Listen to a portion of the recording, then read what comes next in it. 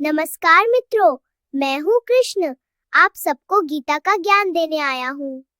आज हम पढ़ेंगे भगवत गीता के दूसरे अध्याय का पहला श्लोक।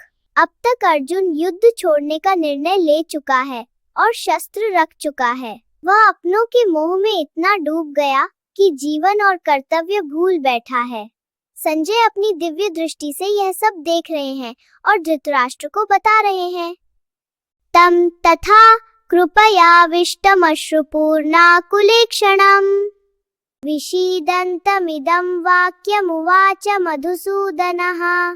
अर्थात संजय देखते हैं कि अर्जुन दया और शोक से भरा आंसुओं में डूबा है।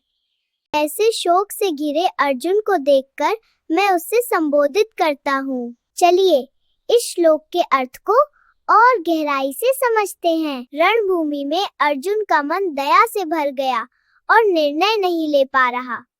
यह दया शरीर के दुख पर टिकी होती है, आत्मा के सत्य पर नहीं।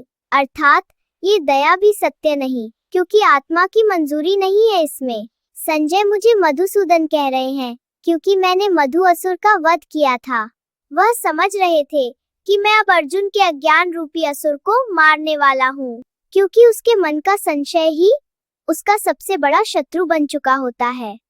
अब इस श्लोक को एक सरल उदाहरण से समझते हैं। जैसे किसी गांव का किसान सूखे के कारण खेती छोड़कर बैठ जाता है। फसल नष्ट होती देख उसकी आंखें भर आती हैं और मन बोझिल हो जाता है। वह हल हाथ में होते हुए भी कर्म से हटकर चुपचाप जमीन देखता है। यही स्थिति अर्जुन की थी, जो करुणा और शोक से घिरकर निर्बल हो गया था।